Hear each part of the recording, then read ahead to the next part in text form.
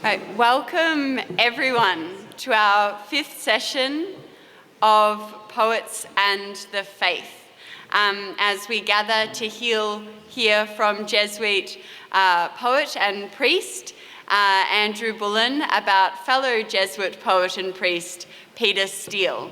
Please do make him welcome. Thank you, Catherine. The first poem we're going to look at, or I suggest we look at, says "Out there in darkest Parkville," but it's in the morning, but it could be now. So if you, I'll just read it. Then we can talk about it and see where we go with it. It's called Matins, so liturgical word for morning prayer. Out there in darkest Parkville, it's a kind of animal country. Morning displays, I thought it was the gardener, someone trotting hale and compulsive, barely attached to four maleficent greyhounds, sleek and dumb. He's Bogart or Camus, a big-boned ghost, easing himself and his charges around the block. They move as sweetly and as bloody-minded as if their talent were for treachery, not coursing and a would-be kill. We've traded words on form in wetter days, sodden together into comradeship, but not this morning. I'm praying in his trail, a sort of Christian and a sort of man, watching him get between us the police, the park, the children's hospital, the bolted shelter for old derelicts, and the zoo, that other Eden where some cruciform and prestigious monkeys hang in the sunlight, and the somber bears rove their concrete to sweat out the duration. It's an early morning poem. Peter lived in Parkville for much of his life, and a group of us here still live in the same house in Royal Parade. And so between Royal Parade and the Children's Hospital, there's that section of the park and the zoo. That's where this is the place. A lot of Peter's poems have to start off with a place, somewhere, a location. Where am I? If I know where I am, maybe I know who I am. Something about being grounded, sometimes stuck, but there's a there in a lot of his poems, as we'll see. And many of them are in Melbourne, and many of them are around Parkville, Melbourne University, Newman, and Lygon Street. There's not a poem we've got here, but Reverie in Lygon Street is a long poem, but maybe one of the big poems. So, placing himself. And then you notice, I think this poem is an easy entry into Peter's works. You can see yourself there. You can see the dogs. You can see the other guy there, and so on. And it's relaxed. And then there are those little hints that something else is going on. I thought he was the gardener. Well, we know where that's from. And the monkeys are cruciform and prestidigious. And the bears, I don't know whether this still happens at the zoo, are sweating out the duration whenever that will end, if it ever does. So there are hints that say something about the gospel or the big gospel story, and he just drops those little clues, and you or I take it as far as we want to go with it. And this will come back again. Some of them will be much more intense, and there won't be, you might say, quite so much room to move as in this poem. It's a popular poem. Peter's work sometimes turns up in anthologies, and I would say this is probably the number one hit so far, Matins. It's accessible. So, places where he's at home, places or challenged by or likely to be buried, as we'll see. Places where we meet, where we undergo and sense the holy as significant sometimes. It's a specific time of day, it's a very specific scene, And it's morning, all that morning means. This looks like a rather nice morning, newness, and even a touch of a new Eden, whatever zoos are. I think John Henry Newman loved going to zoos. Maybe the animals there were easier to control. But zoos do have that. They promise something. They also reek to death. But so whatever zoos are, some new promise. Nowadays we see them perhaps as arks preserving things that are threatened and so on. And this poem just touches gently on all of that. And so those telling details, touching on our faith story, our faith hoard, our faith meaning, sometimes intensely, as we'll see, this time more loosely, and how hard or tight or slack the metaphor is that he brings, or the metaphors and the symbols that he brings into his poem. I think they're under negotiation in a lot of his work. And the Christological references, to give it a grand title, are open and easy here. And then you have that phrase, a sort of Christian and a sort of man. Two crucial identity markers are still open, a sort of, still unknowing, or they've got an open, it's not closed. To be a sort of Christian, it implies you're still on the job. There's still a challenge to it. And sort of man, same thing. So this poem has sorts of animals, sort of Christ images, and it's a sort of prayer. Matins. Has the Matins been successful? Has it been disrupted? Or you say, well, it's relaxed. It's relaxed. And a good place to start with Peter. You pick up his voice. Peter Steele was a robust character. He was a full-set man. He had a resonant voice. He had a resonant, deep voice. He could sing. He could talk. He could talk and talk and talk. He was a polymath. He may be the last Jesuit polymath, though I can see a few in the room, so I better be careful.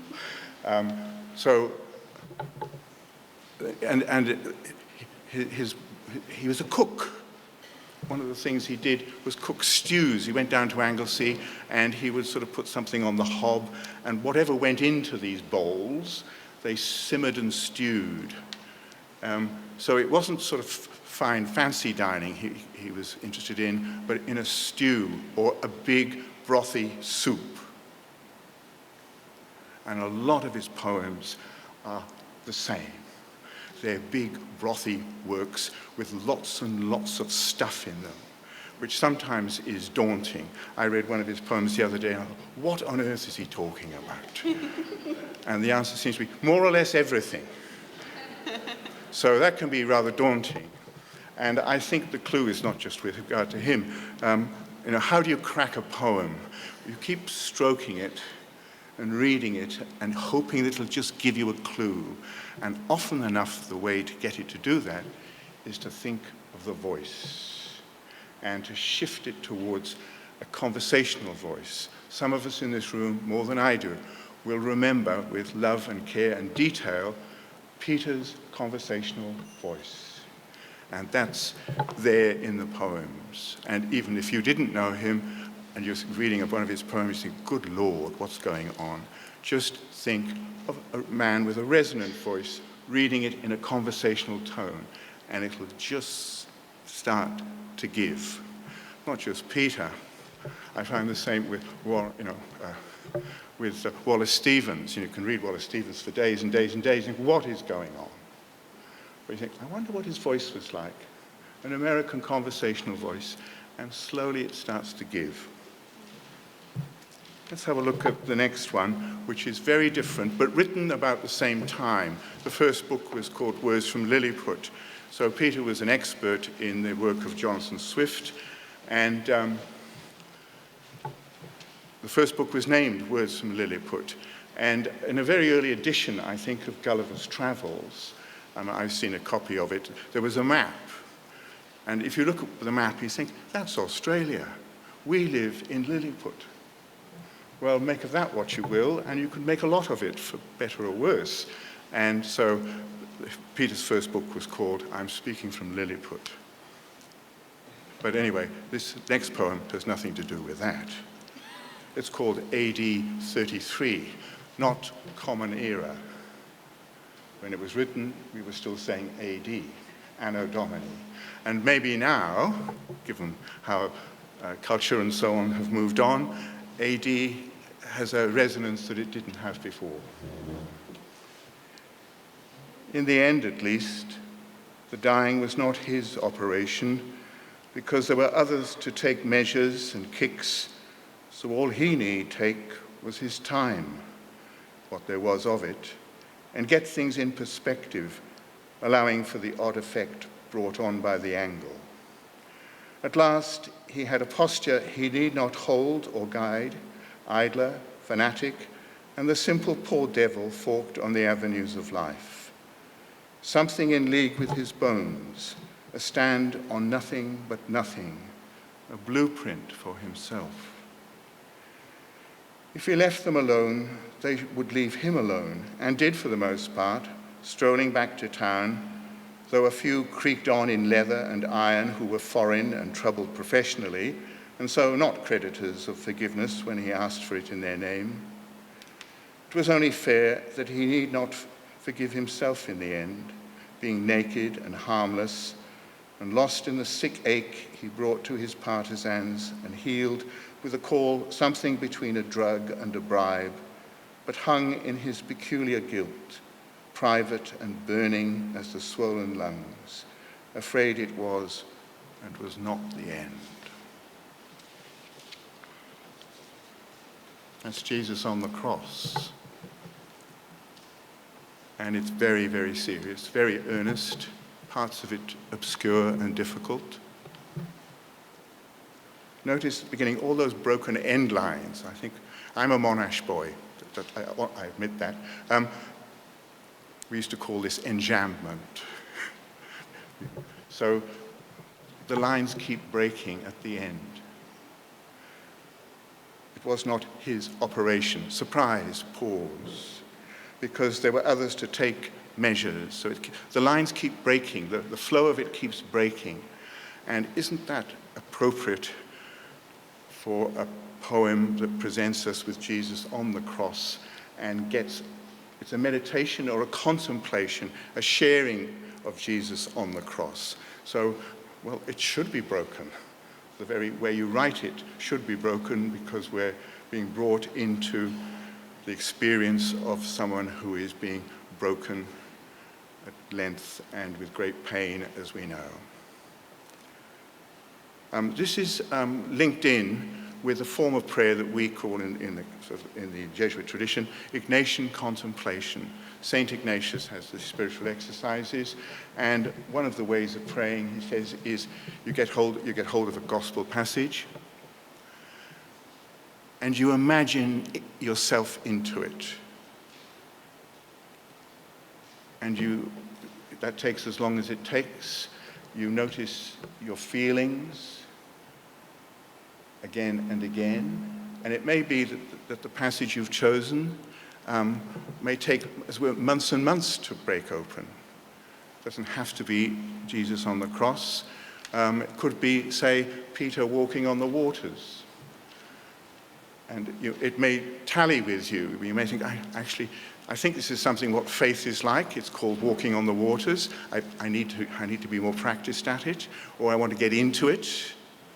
So it's a way of inviting your emotional life and your imaginative life to get into this or that passage.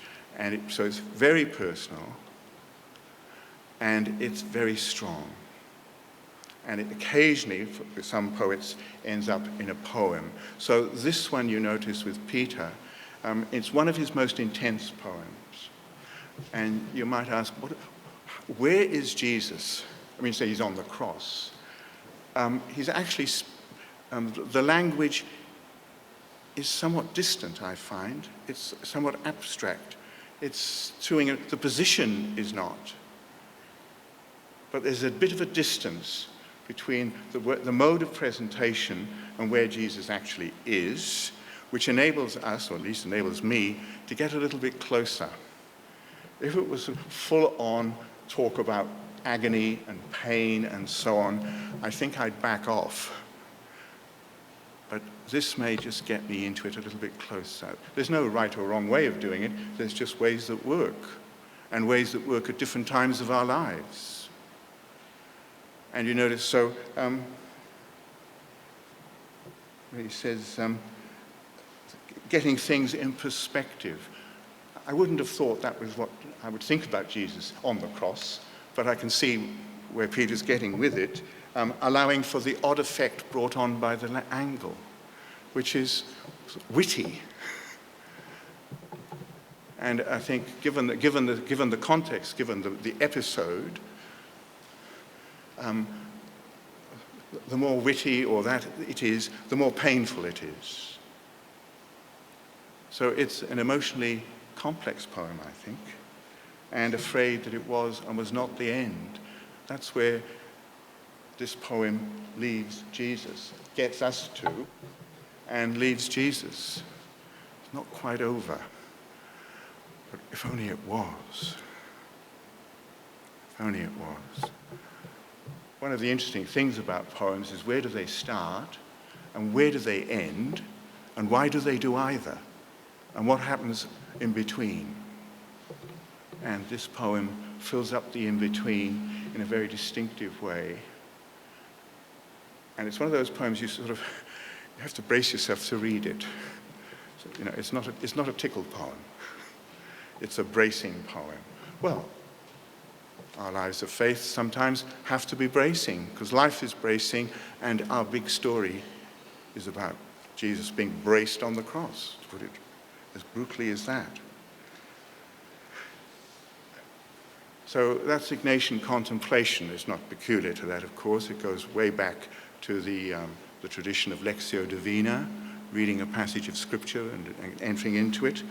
And I think what interests, I was thinking about, I don't really imagine Peter reading a lot of romantic poetry. But we know when he read Keats's letters, he was wowed by them, rightly so. Keats's letters are just one of the magic bits of letter writing we've got in our tradition.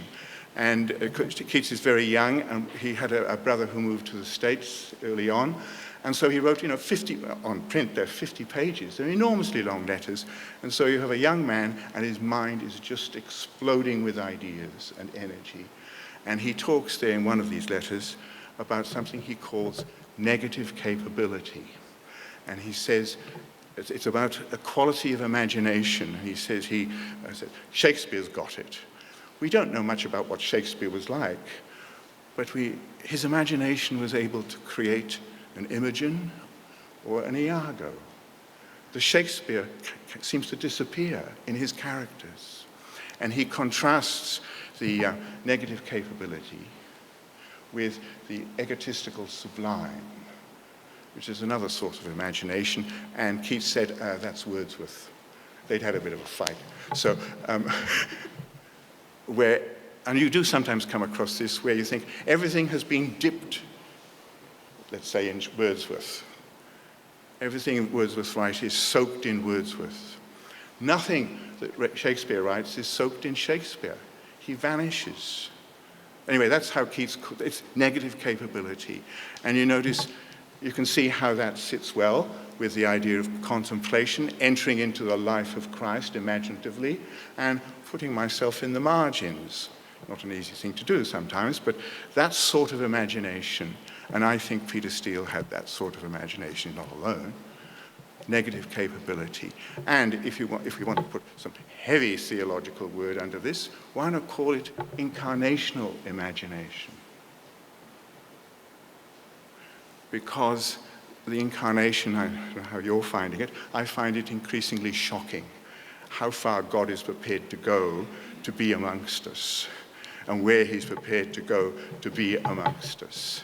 And that poem is an expression of that. He's prepared to get on a cross and to go into pretty close to an experience, emotional experience of despair, of abandonment. My whole thing has fallen apart, all that awful stuff. But that's what part of the incarnation. The Word became flesh and dwelt amongst us. Very risky thing to do. And this poem explores in some way a measure of that. And we'll see Peter has other poems too, where he creates characters. Not all of them nice people. He's got a poem we're not going to called about Herod dying. So he can get into nasty people too. Well, so Shakespeare created Iago and created Macbeth and all that lot, as well as Rosalind and all the wonderful characters. So it's something about the quality of imagination and how that tallies with our Christian beliefs and our Christian aspirations and our Christian life. Imagination. I think there's still a great book to be written about the Christian imagination. Possibly by someone in this room. Not me, I know. Well, let's just say some prayers. This poem on prayer, called Praying. Before I do that, though, I think there's an echo of George Herbert's poem called Prayer.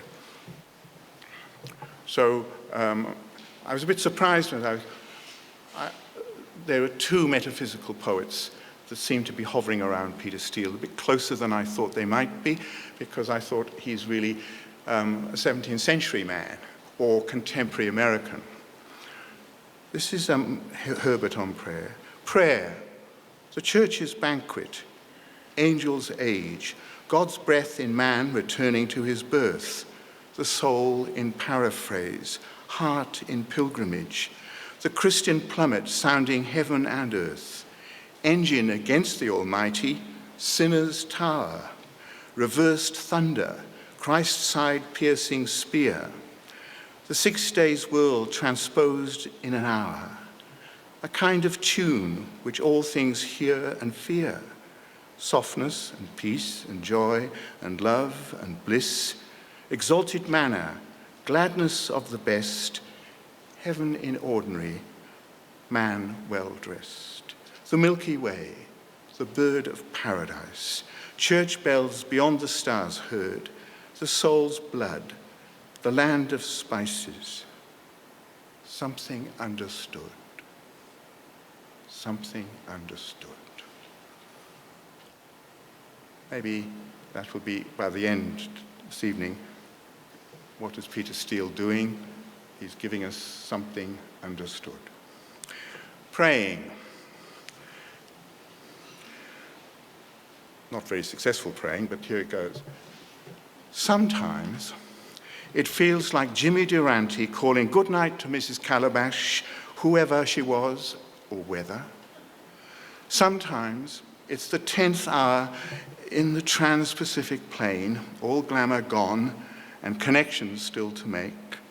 And it's been known to turn dirty, as if a cutter back from the peat hag found his ass's pannier loaded with nothing.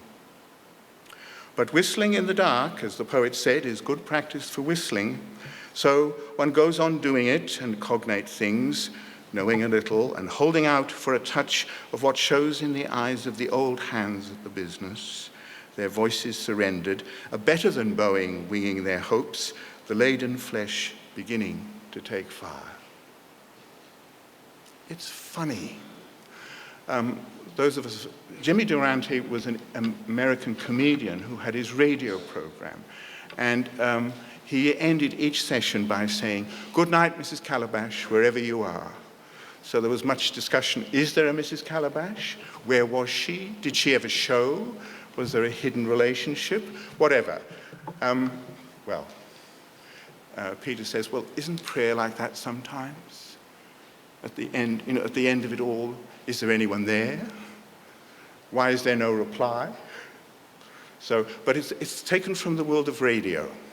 And then the other image of prayer that's not very successful is being on an aeroplane, coming across the Pacific, 10 hours. Most of us have done it.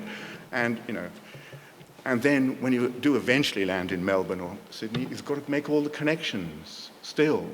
The connections are dangling. And so prayer can be like that too. It's a long trip, and the glamour is long gone, and I've got to do all these connections when we eventually land. It's an interesting image of prayer, and it's not pious, but it gets close. And it does give us permission sometimes, to be, well, what was your prayer like, people say. Well, the answer is, it's a bit like saying, good night, Mrs. Calabash. It's a bit like that. And then you notice, so there's two modern images, and then there's this image of the a cutter, this is sort of medieval or whatever it is, coming back, and you've put all your work into a pannier, and someone's nicked the lot of it. It's empty. And you thought you'd done so much work. Prayer's like that, as we know. And then, as Peter says, so it's a humorous approach to prayer, but of course you can feel the deeper stuff going on. And it's fresh. It's a fresh take on prayer. So if anyone asks you, if you're teaching in a school, can you tell us something about prayer? There it is. There it is. And you notice how it becomes at the end, with the humor done, he can get to somewhere very tender. It's like you take hope when you see some old person who's been praying for decades and decades and decades, and you can just see something in their eyes. Enough to say, I think their flesh is taking fire.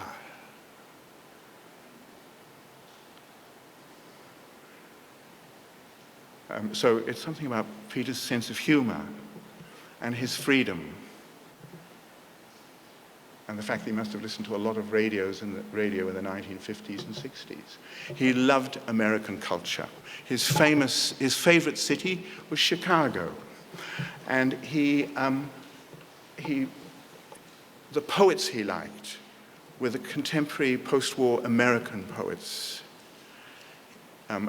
Much later in life, he had a very close relationship with Seamus Heaney.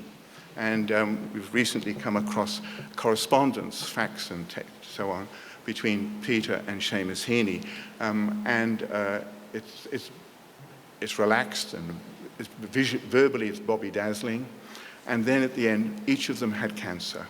And so they were supporting each other in that.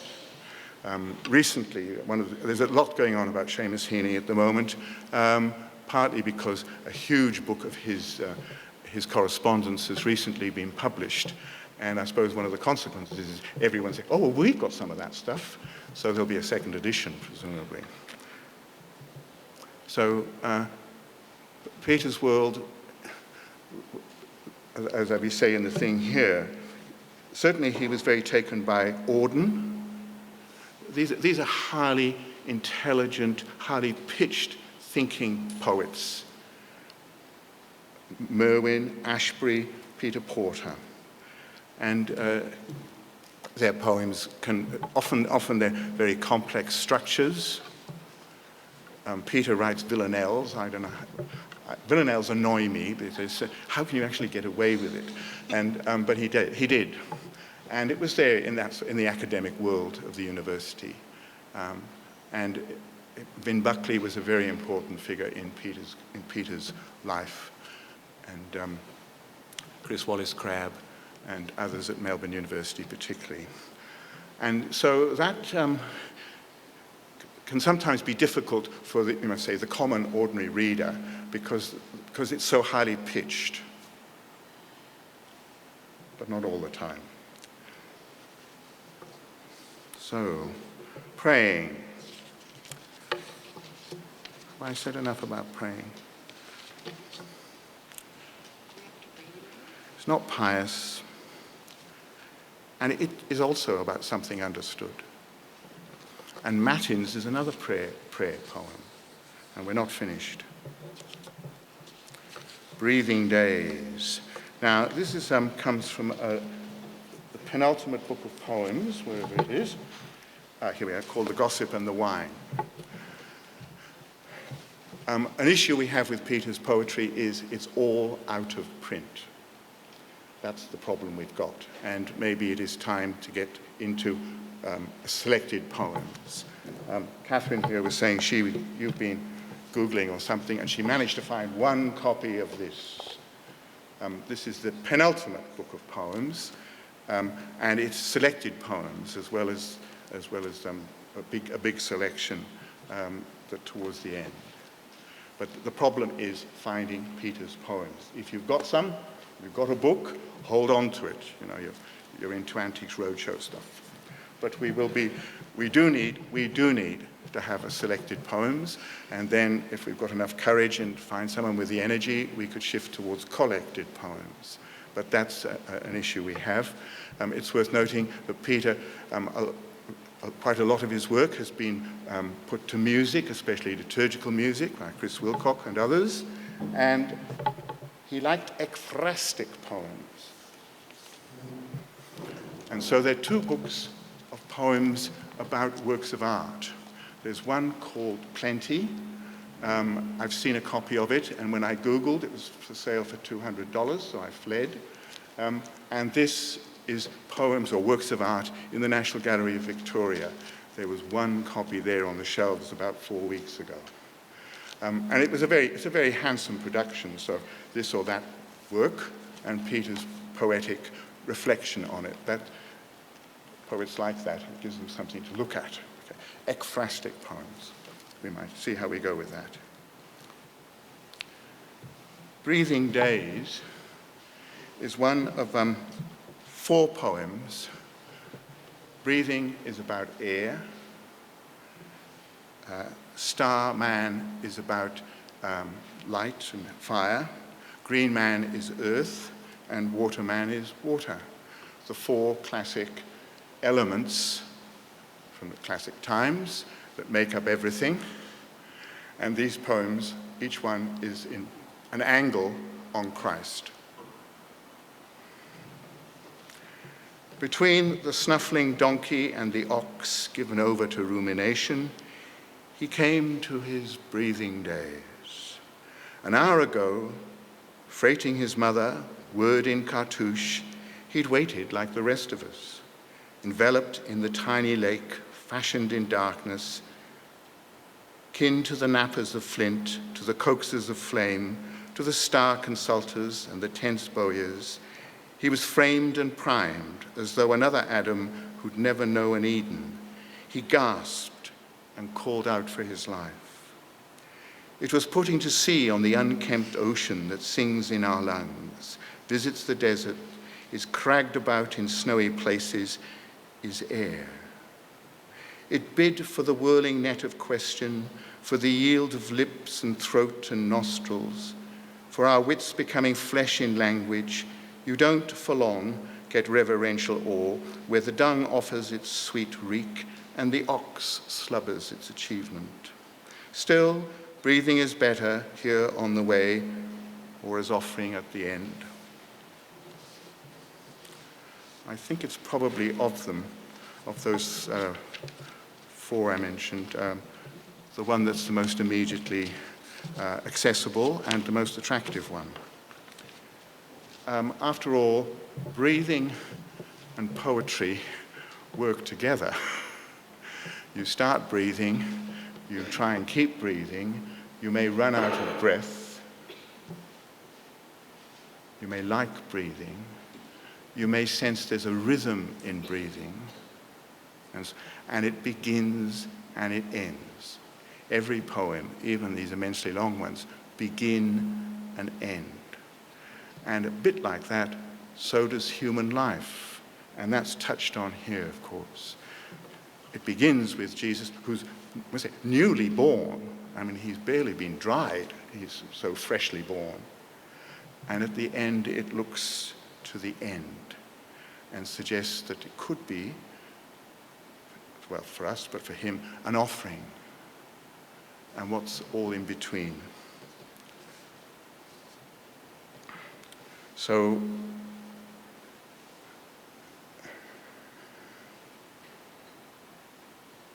Jesus yields his breath at the end, in sacrifice, we'd say.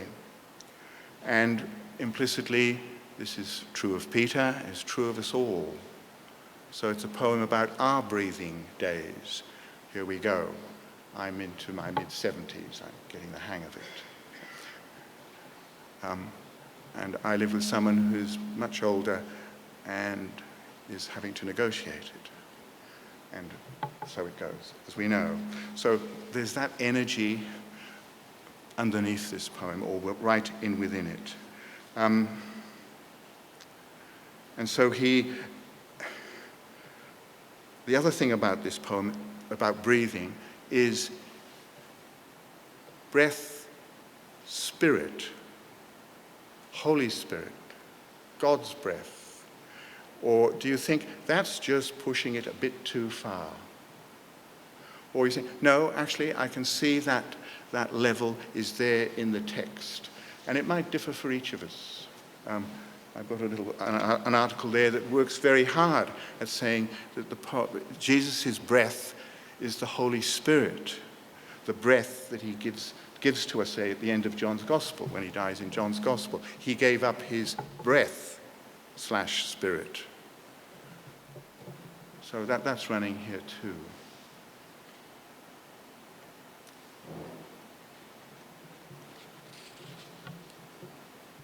Starman, Green Man, but that one.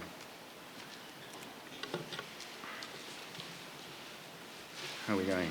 Oh, okay. Here's another example of Ignatian contemplation. Imagine you're the man born blind in John's Gospel. And notice how Peter creates him, joins him, and makes something of it. The hands about his brow and jaw, the smear of dirt and spittle pasted on his eyes, came to him in the darkness. Also fear that after all the failures, no surprise could visit him, no magus usher in the blessed light of which his mother spoke, as if it had the potency to win a world that should without it go in smoke.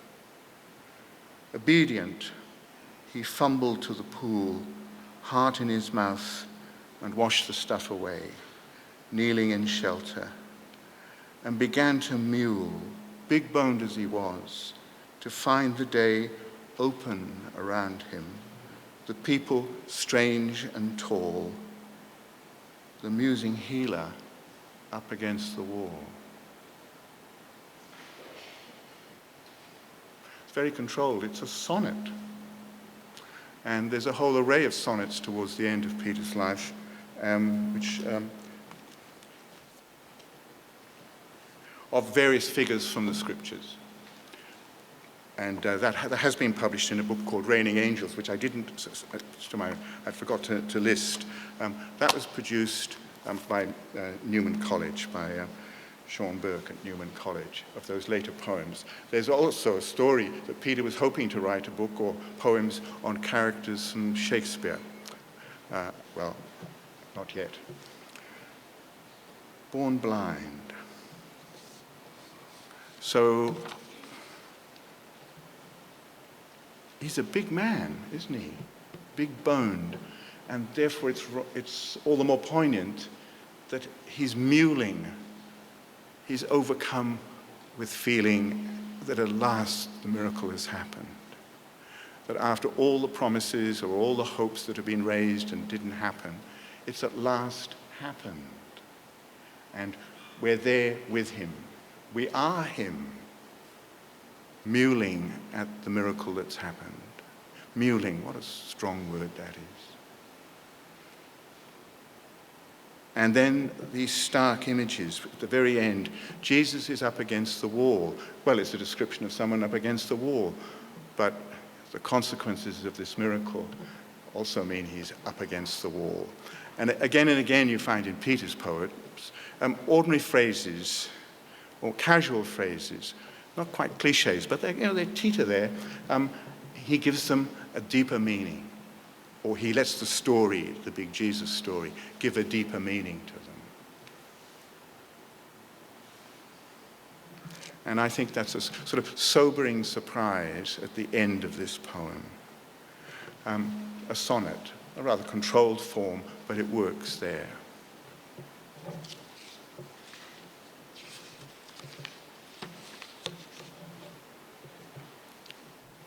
Tell me what you're thinking. Not just about that. Where are we with Peter Steele? We've got one more. We've got a cracker poem to do with.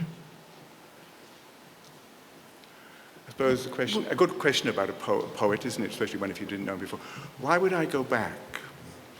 Why would I read that again? I once had the honour of teaching HSC students poetry in both Melbourne and in Sydney, and a good question, coming up to it, what, is this going to be on the exam, Father? Oh, God. What are we to say? I say, why would you come back to this poem when all this schooling rubbish is over? Why would you come back to this poem in 10 years' time? That's your answer. So, ladies and gentlemen, looking at these poems, you might want to say, which of the ones, you think, I really want to go back to that one. I mean, maybe not wait for 10 years, but that I was caught by, you were caught by. If anyone would like to offer a response to that question, please do just raise your hand. I'll bring you the microphone. There we go.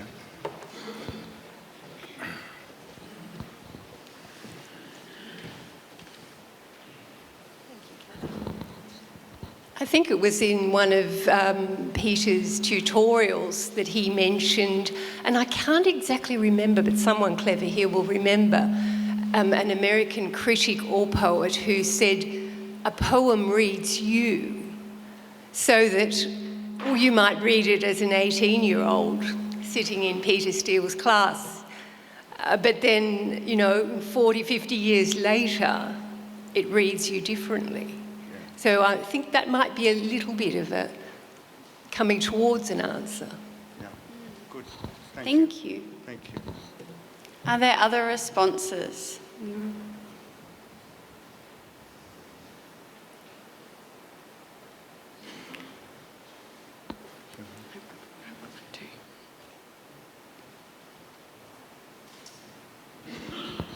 Thank you, Father, for what you said.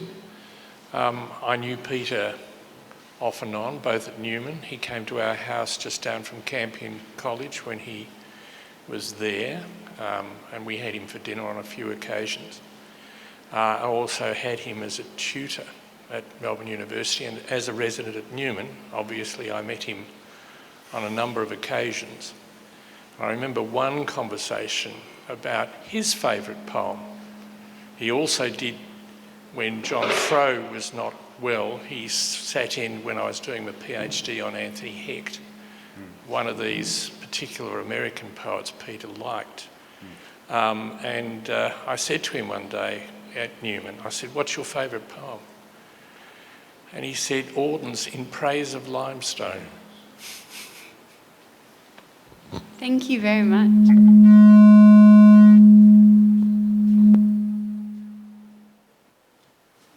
Thank you very much. Yes, Auden is one of his big figures, and in one of the, Auden at some stage says you can tell a person who loves poetry because they love lists. They love lists, and of course in the Odyssey there's a whole section of the boats and they're all listed, and Auden likes lists, and every now and then Peter Steele heads off into another list, and you think, where did he get that list? But he did. Just the richness of life that's there in a list. There's a poem somewhere of the birds down at Anglesey that he saw. And it just goes on for a couple of lines, bird after bird after bird after bird. So, and I think the way in which Auden got together a faith, a dramatic and somewhat chaotic personality, and was immensely creative and a powerful cultural figure, and a great writer of literary essays, I think that was a picture. I can imagine Peter being, that would be wonderful to do something like that. And I think he did something like that. And he was a big man. Auden said of himself that he had a face that looked like a wedding cake that had been left out in the rain. So he had a sense of humor too. And that was a pretty accurate description of his face. So, yes. The last poem is Rehearsal. And Peter wrote this when the cancer was upon him, and as we'll see, and we'll go into that in a moment.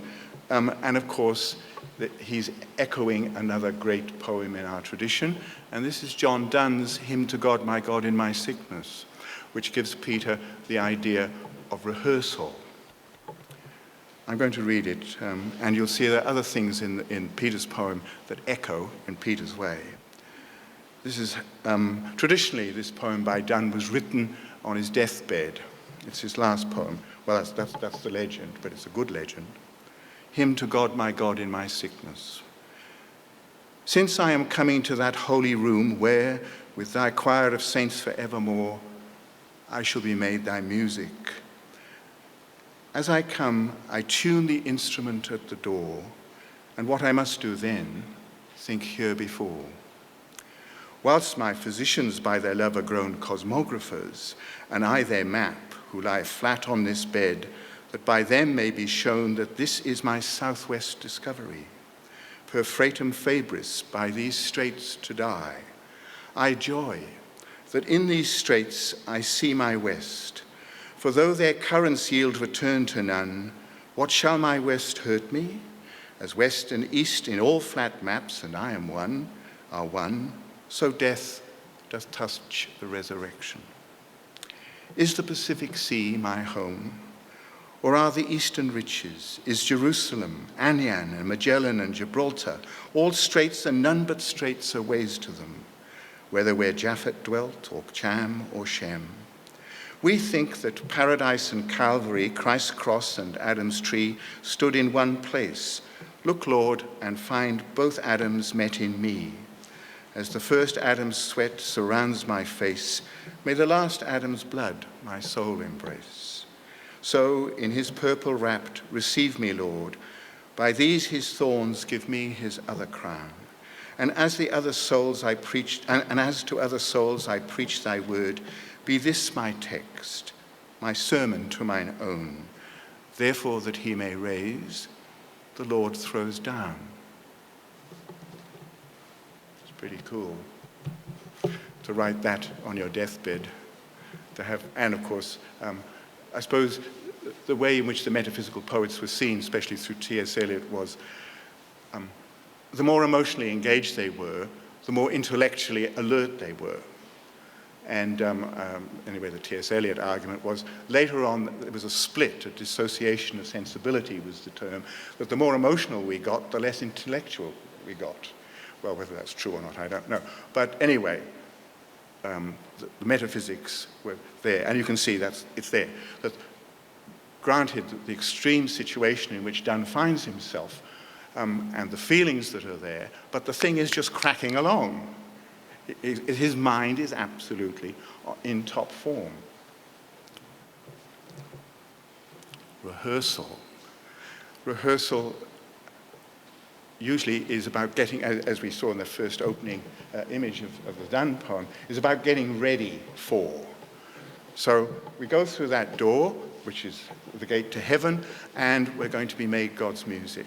Well, at the moment, I better get my instrument ready. I'm tuning it, and I'm straining, etc. That's the image. And Peter, rehearsal. But rehearsal can also be replaying our memories. Rehearse what happened in this. So it goes both ways. And this is set in Newman and around Parkville.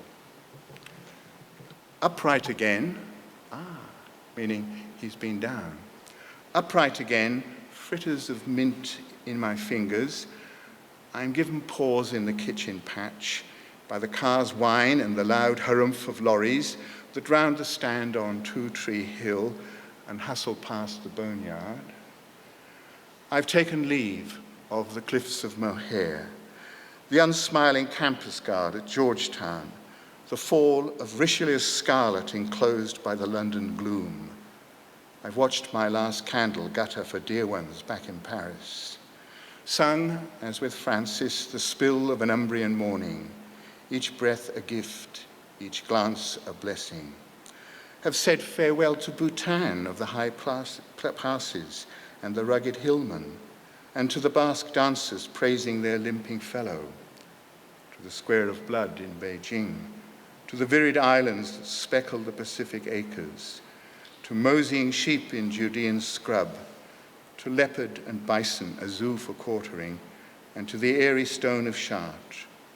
But here's mint still on my hands, a wreath, so Pliny thought, was good for students to exhilarate their minds. Late in the course, I'll settle for a sprig or two, the savour gracious, the leaves brimmingly green, as if never to say die.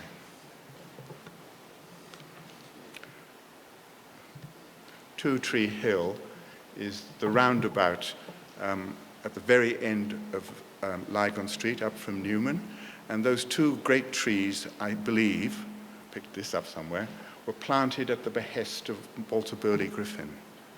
Somewhere, 30 years ago, there was articles in the Sun Herald or something, the great trees of Melbourne. And they are two of the great trees of Melbourne. And the boneyard, of course, is Melbourne General Cemetery, where Peter now rests. This poem, I launched Peter's last book, Braiding the Thing, and I quoted this. We got ready for this. It was just a few weeks before he died, wasn't it? And I had the privilege at the open grave to read this poem,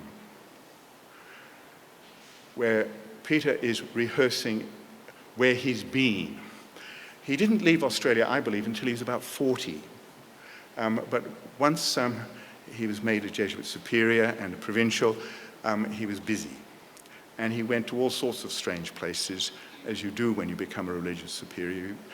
And that's the reference to Bhutan. I think, what on earth was Peter Steele doing in Bhutan? That was what he felt, I think.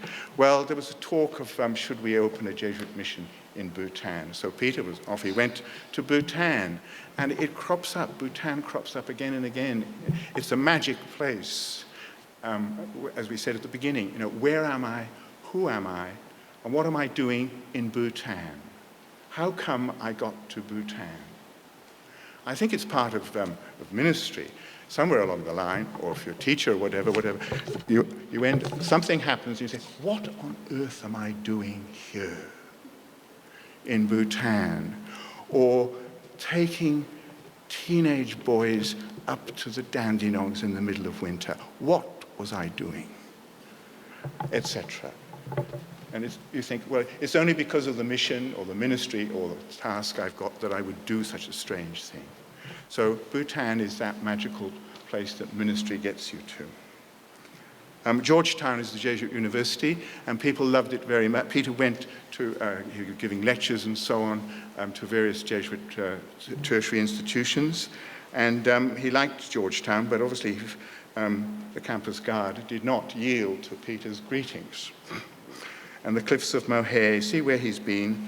Richelieu's scarlet, I've got it. Oops, I don't think it's going to show very well. It's not going to show very well. It's a painting by Philippe de Champagne in the National Gallery of London. And it's the pink, which on a wet, windy London day would jump at you. And Peter liked paintings.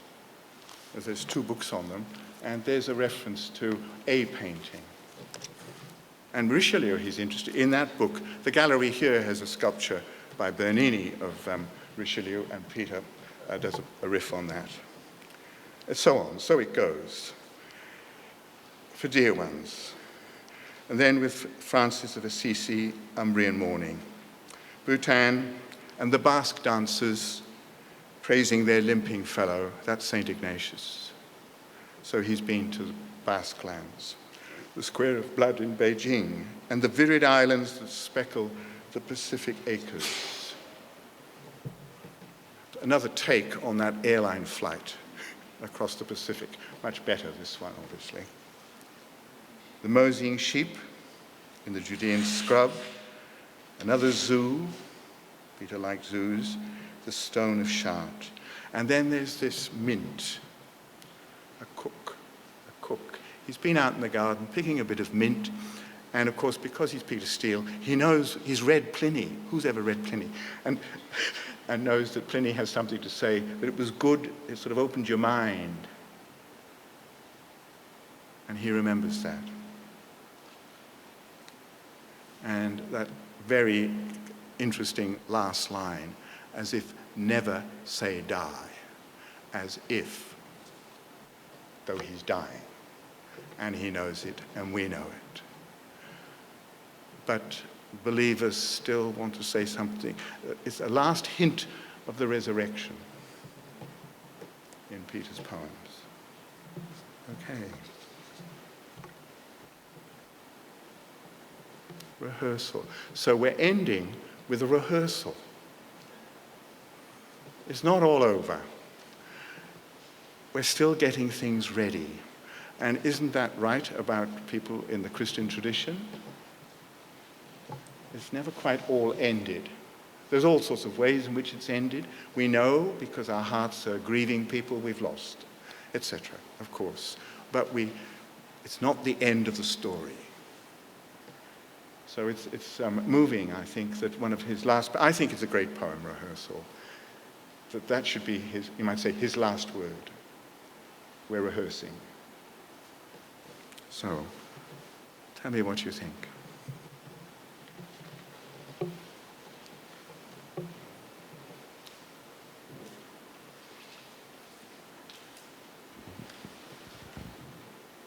I think you've got to go Googling to track down Peter Steele. I use the word Googling as an ordinary English word, rather than, it's part of the lingo, isn't it? Yeah. Is this a question about rehearsal specifically, or are you inviting questions on any of the works? Anything. I have a question. Okay, yep.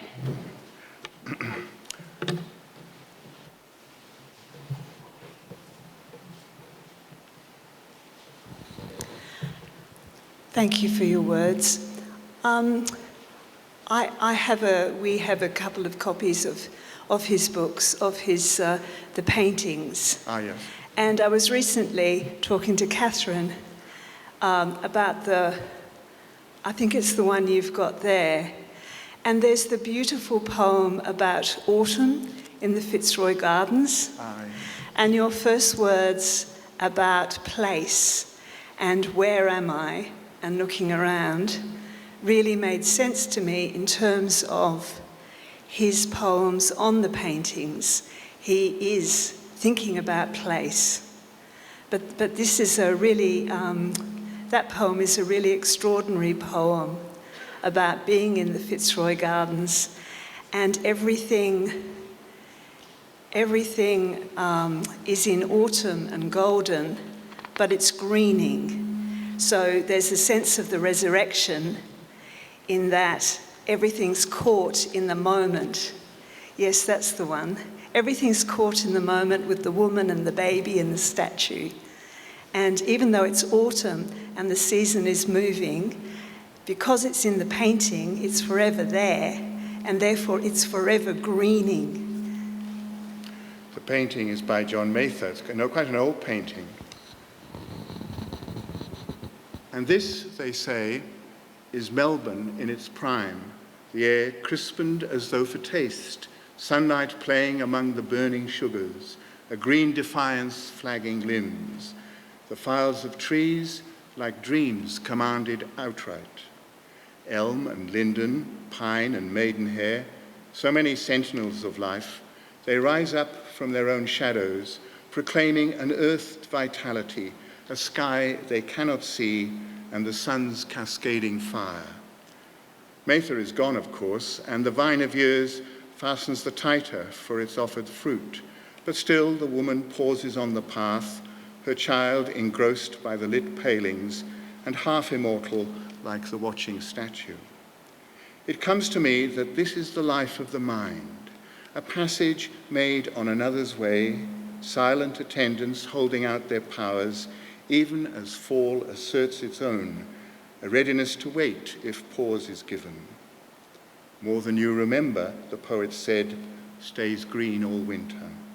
Nature's art persists in mind and eye as well, the two staying the puzzled heart with rumours of buried gold and a road come round again.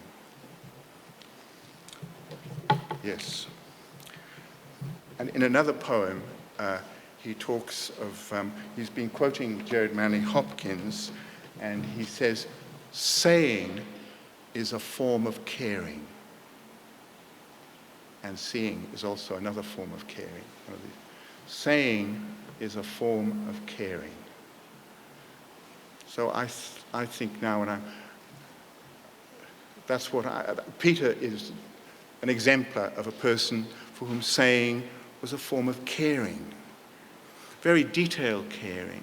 All his knowledge, all his skills with the language, his immense skills with the language, and his putting his heart and mind and soul out there. It's a form of caring. It's something understood, but understood, not just brain understood, fine though that is, but heart understood. And I think when we come to each of Peter's poems, and at the end say, that's something understood. And he is a sort of Christian. What more could you hope for?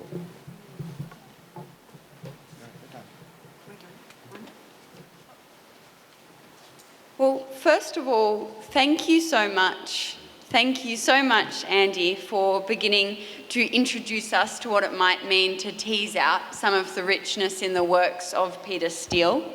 And I'm particularly intrigued in the way you've described the oblique angle at which he recognises the shadow of Christ, or the absence of the shadow, in his life and in his vision, and even in his death.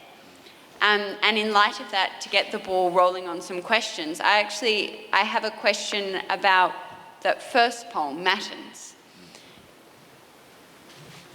Mm-hmm. You were mentioning in that first poem that there are these shadows of Jesus, both the risen Christ.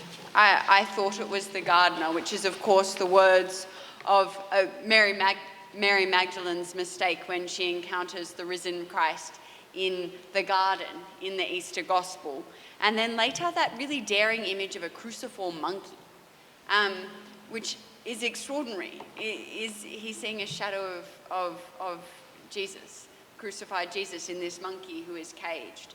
And I find that really intriguing, this kind of very ordinary walk through what he's conceiving as animal country in Royal Park, and this relationship with the crucified and risen Christ appearing. And I wonder if you might say a little bit more about the connection there. It's a hard question, perhaps. Yes. But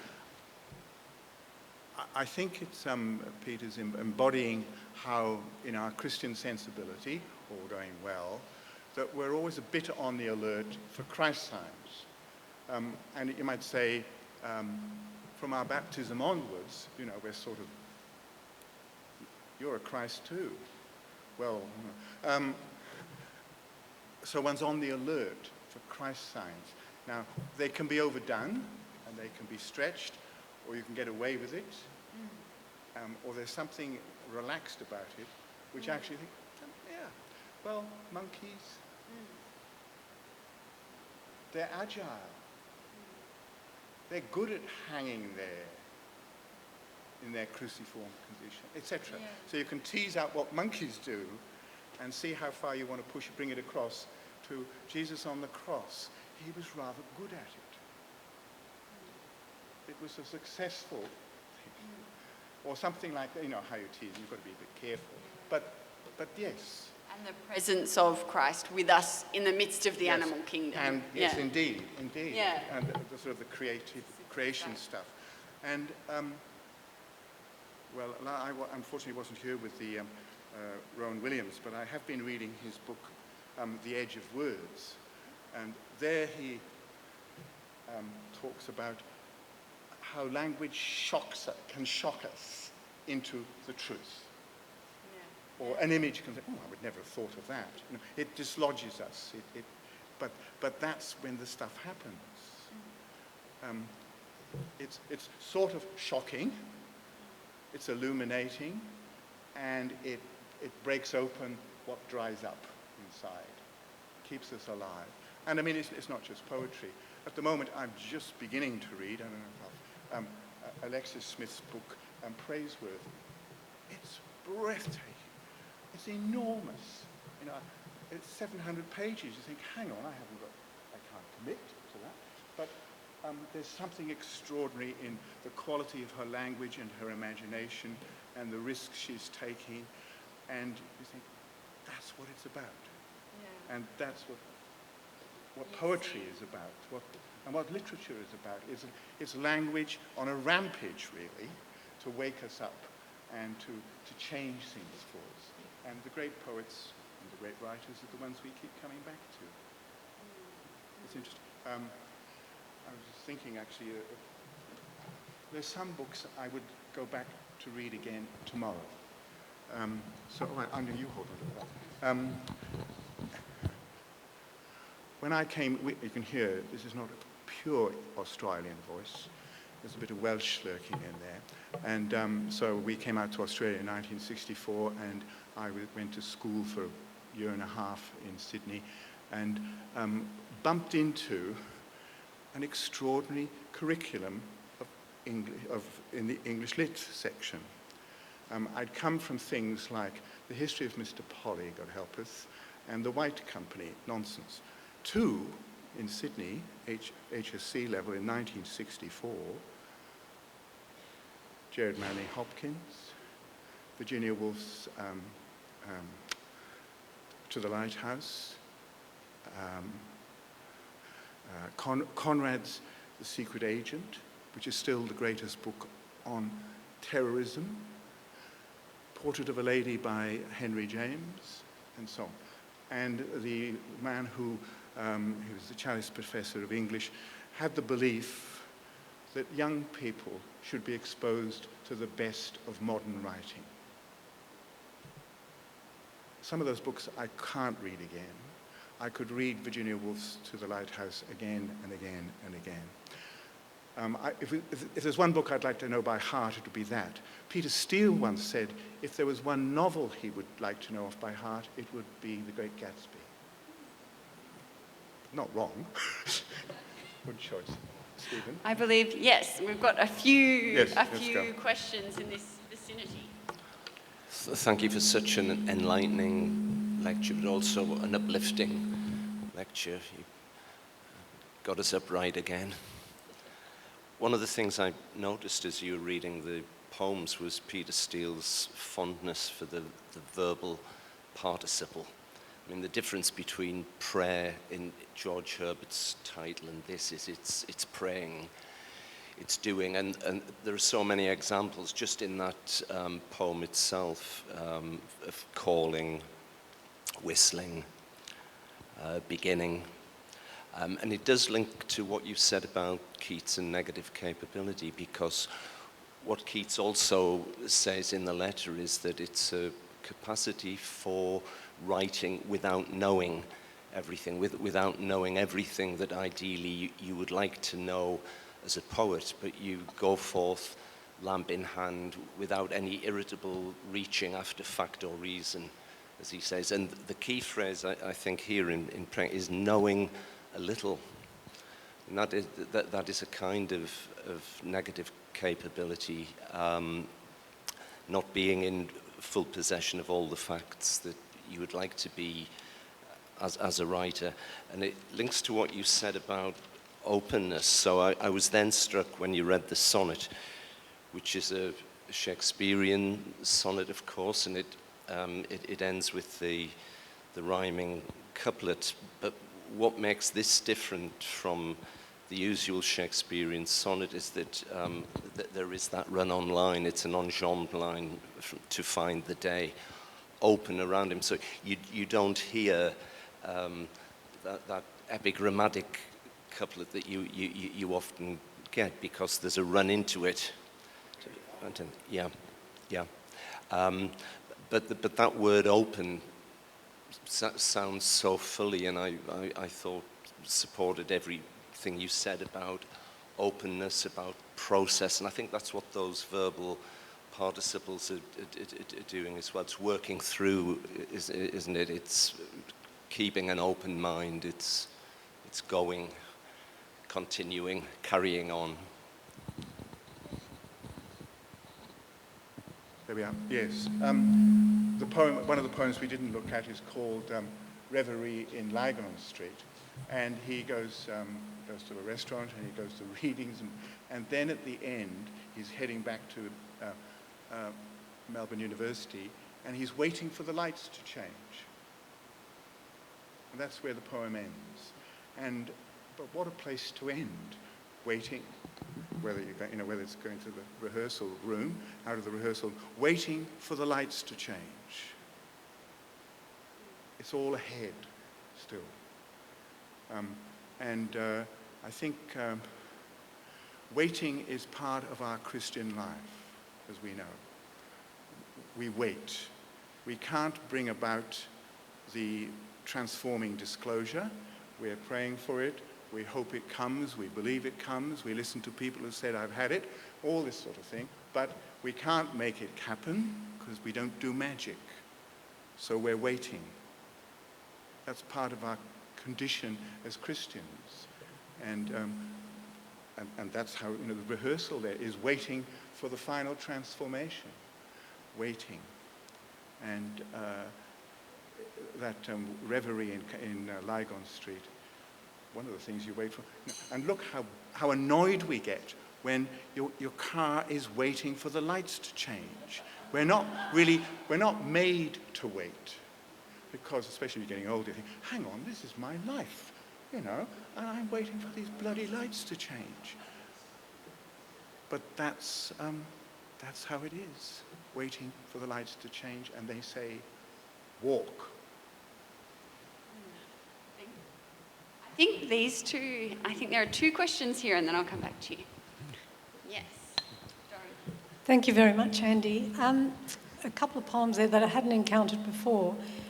Just a couple of things. One is that, his book of sermons, Bread for the Journey, and there may be other books, but I only know of the one, of his sermons, they're like prose poems. They are. There's not a wasted word in them.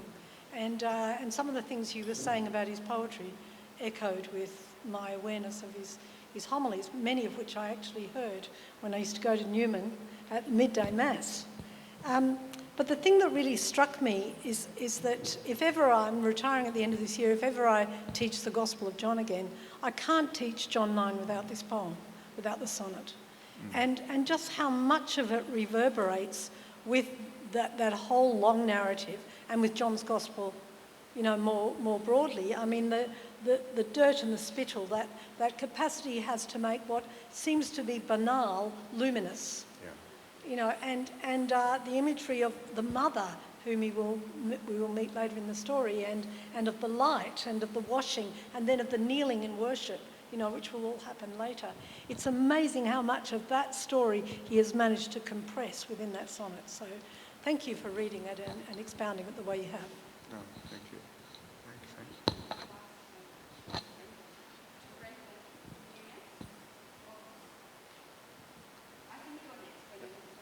I didn't. I just had it. All right. Thanks, Andy, very much. Mostly for the reading, because it was such an exercise in patience and giving us time to absorb. It did make me wonder, you described an English syllabus that would have given you and your students, if whether you were a student or teacher at the time, the richness we've been able to experience tonight. My granddaughter came to me, a year or so ago and said, we're not going to be taught any poems, can you please give me some poems? And of course I did, and of course I chose them carefully, and they went round her class like wildfire. And listening tonight, I cannot imagine why anyone doesn't want to read these poems and doesn't want to put the time in and do what Chris Wallace Crabb described, the dulcet Googling that Peter Steele requires. How can we give these to children? I mean, what can we do with our schools so that they learn patience in reading? When Peter said, if you can't read slowly, you're not reading at all, how in our rush world can we give that the gift you've given us tonight, how can we share that with the generations that come after us, because it's not being shared? Well, you're talking of a very serious situation. I found when I was teaching, the curriculum up in Sydney a few years ago was pretty good. It was much more than a few years ago now. So we were doing Gwen Harwood, we'd be doing Emily Dickinson, we were doing Auden, and that might be all we were doing in year 12, but it doesn't matter. And Praise of Limestone is a great poem, and it's good that year 12 guys and girls get hold, are confronted by it and challenged by it. And so it's about curriculum, isn't it? And the way we used to do it, for though they were doing a sort of special level of English, we used to have seminars in the evening. And we used to bring the class back in the evening, and we'd have go for 2 hours, and we'd have a pause halfway through, and I'd take them into the Jesuit dining room, and they'd all look around, and we'd have biscuits, and so we'd make a bit of a poem festival of it. Why should education be such a grim event, but rather than one they look forward to? Bribe them with a Tim Tam, and then give them some poems, and show them how to read it. Show them how to read it. And there are teachers in this audience who will appreciate that advice, I can tell you. I know. Not coming down from the mountain with the truth, but we're exploring this, guys. What are you finding? Have a look at that. Have a look at that. It's that sort of exploring. So I think really part of the secret with senior students is to treat them like the sort of adults you hope they're going to become, rather than problematic teenagers. And they respond. Anyway, but yes, the issue that Morag has given us, I'm sure, alas, it's more widely seen and felt, but we have to find the Minister of Education and kidnap them or something. Have a word. I'm going to invite another question. We have time for one, maybe two more, so I know there's one over here. Feel it. I've been caught unawares. Thank you, Andy. Like others in the room here, I was very privileged to have Peter as teacher at Melbourne University English Department, and I remember very well the seminar in poetry in which I'm going to describe the way Peter Steele taught the poem in Praise of Limestone by W.H. Auden. Seminars with Peter Steele would involve 15 or so of us going in, and we all had something to say about the poem, and we'd try and say. And at a certain point, Peter would be sitting there listening, and you knew he would take in a deep breath, and then he would, for the next half an hour, without notes and without seeming to take another breath, give a full kind of description of the whole poem and what was going on in it, and who Auden was, and what these different lines were doing. And students would get very frustrated because they had a lot of things to say, and they didn't want this guy taking up all of their time kind of with this great long expose. But of course it was absolutely fantastic, and you go back and read In Praise of Limestone for the rest of your life, really. The thing I was going to say, he loved the expression, he used to love saying that W.H. Auden was a walking civilization. And I think that he admired that. I think it's something in him that he wanted to be a walking civilization in a sense, like encompassing everything. And you've sort of touched on that, I think, Andy, in what you said about the poetry. In Praise of Limestone, when you think about it, is it's about, what I want to say is, like Auden, Peter Steele is not interested in being dogmatic. Poetry can be dangerously wanting to kind of lay down the line and say final sorts of things. When you hear a lot of the poetry tonight, and certainly in that poem of Auden's, everything's about, it's about paradise being like one of Auden's favourite things, a limestone landscape. But he can't explain it. Paradise is like that to him. That's the way he thinks it would be, and in fact the way it is. So it's this kind of moving away from dogma, but at the same time, you know that this is everything that's going on. It's the main thing that's going on. Thank you, Philip. Thank you, Philip. Yes. One last question maybe, and then we'll thank. Is there a last question? No, I think at this point,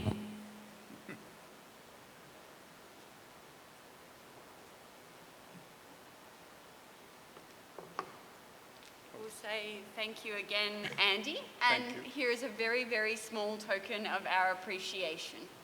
So we look Thank you, forward Catherine. to seeing you. Thank you. Thank you. Lovely. That was good. Thank you very much. Thank you all for coming, and do take a booklet with the remaining, our Poets in the Faith booklet, as you leave tonight if you're interested in future sessions of the series. Thank you very much.